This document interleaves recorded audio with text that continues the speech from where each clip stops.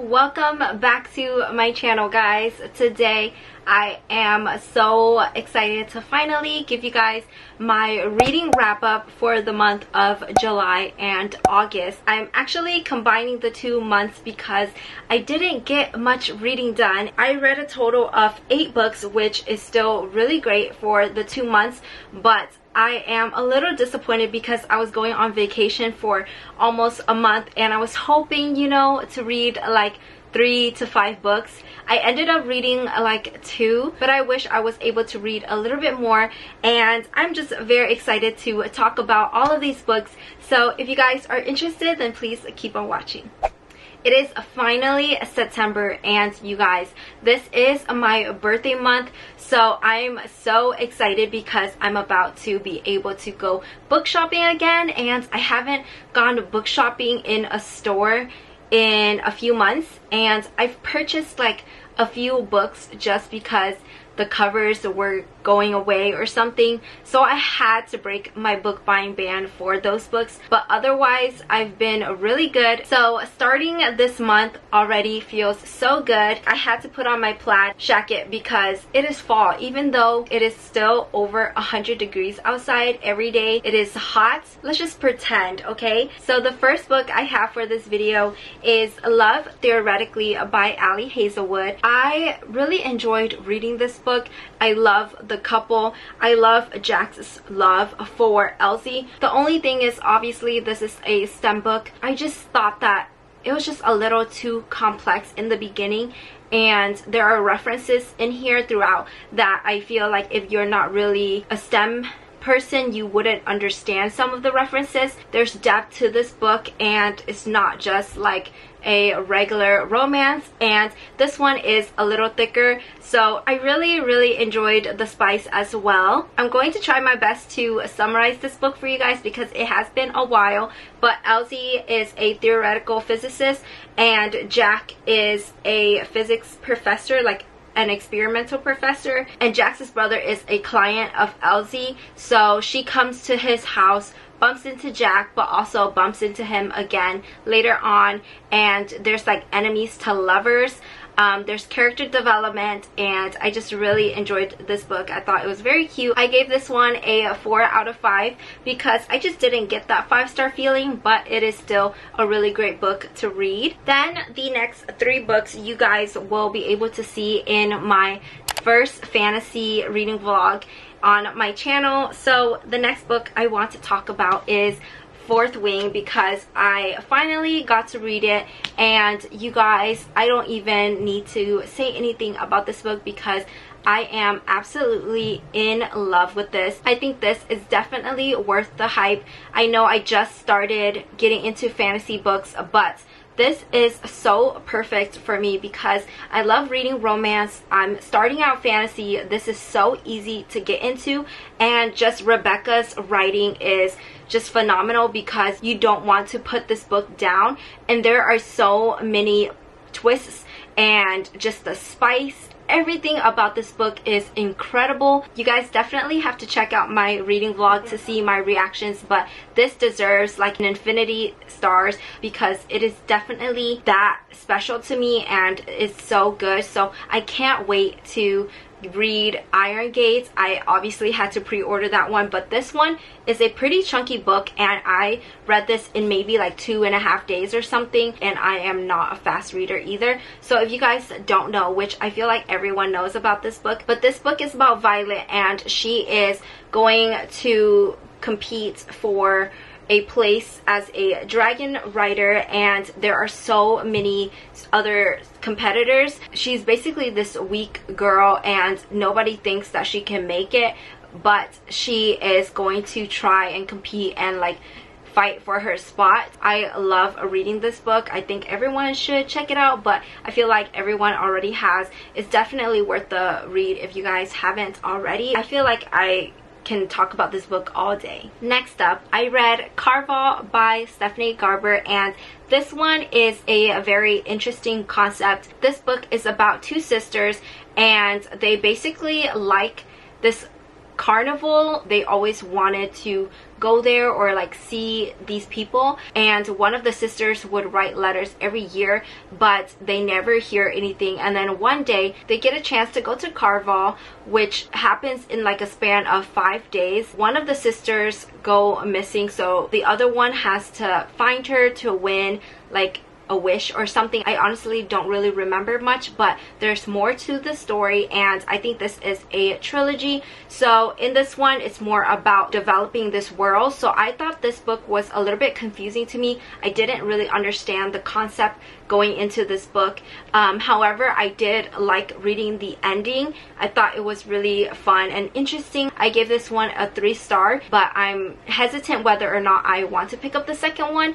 I do want to read the series before I go into Once Upon a Broken Heart, because I heard that book is really good. So let me know if I should finish the series before I go into Once Upon a Broken Heart. And then I actually finished A Court of Thorns and Roses by Sarah J Maas, so I was very excited that I am officially starting the Acotar series. So I can't wait to read the second one. It is a little bit chunky, so I'm a little scared, but I heard that one is so much better. This one is basically about Tamlin and Feyre. This is like a Beauty and the Beast retelling. She kills a wolf that happens to be a fae.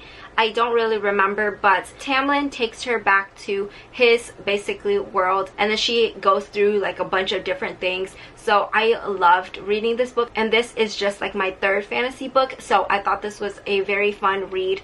I think this one would be a 4 out of 5 star because it didn't give me that 5-star feeling, and I was a little disappointed with the ending, but I also kind of liked it. So I am excited to see how I feel about the second one, just because I feel like there would be more spice in that one, and I can't wait to read a little bit more about Rhysand, because this one I don't really know too much about him. But I liked Tamlin in this one, but I feel like I shouldn't be rooting for Tamlin, so I'm very excited to continue the series and see what all the hype is about. Also, all of those fantasy books were pretty easy to get into if you're a beginner. So the remaining books I read in the month of August, I picked up Flawless by Elsie Silver, and I read this one when I was on vacay. So this one I thought was a pretty cute romance, basically about Summer and Rhett. Rhett is a bull rider, and Summer is working for his agency. Because of a scandal, she has to basically babysit him, and she goes to like his house, and then it's kind of like an enemies to lovers a little bit. I thought this one was very fun. I loved the banter. I didn't really have a lot to say about this one, so I gave this one a 4 out of 5 because it was fun, perfect summer read, but nothing really crazy. I did really enjoy this book though, so I am excited to read the second one and see if it'll get better. And then the next book I read was Happy Place by Emily Henry, and I actually gave this one a 3.5 out of 5 just because I really enjoyed reading this book. But it's not like a light fluffy summer read. I like her writing, however this one was, I don't know, it was a little slow for me to get into. I did still enjoy the story. However, there were parts in here that I didn't know whether I should be rooting for the couple or not, and I just was a little confused. The last like 4th of this book I really did enjoy, and I would give that alone like a 5-star. However, because you know I read so much of this one, this has like 390 pages, I just didn't think it was really worth it for me. There's like a deeper message in this book. I feel like all her other books, I feel like some people would be able to connect with her story a little bit more than I did, but it's still a good read regardless. And you know, I'm glad that I read this one, gave it a chance, but this one is not really my fave by her. We're getting down to the last 2 books. The next read was Magnolia Parks by Jessa Hastings, and I actually just finished this one not too long ago. I really am excited to, you know, continue with the Magnolia Parks universe. This one I gave a 4 out of 5. I loved reading the story. There were just obviously the toxic relationship that kind of like got me at some parts, but I thought overall this book was very fun to read. there's like a lot of drama, and I did not see the ending coming. Like, I should have expected it, but I didn't see that coming at all. So I loved it, and I think this one is very easy to get through. It's just very entertaining, so just don't go into this book expecting too much. I feel like if you don't have any expectations for this book, you'll enjoy it a little bit more. But yeah, I just personally really liked it, and I know that this book is like, you either like it or you don't, but I gave this one a solid 4 stars. Lastly, I read The Bodyguard by Catherine Center, and this book, already from the front of it, it's written by Emily Henry right here that says my perfect 10 of a book. And you guys, that was such a bold statement, and I literally would give this one a perfect 10 because this was so good, and it's like the perfect light summer read. It's so cute and just a fluffy read. I thought that this was the perfect length. This has like about 322 pages, and this one is basically about, I always forget their names. Hannah is a bodyguard, and Jack is like a famous movie star. So he has been like off the grid, but now she's hired to be his bodyguard, go back to his mom's ranch, which happens to be in Houston. So that setting was perfect because I live in Houston. Also, I just love the banter between the two of them.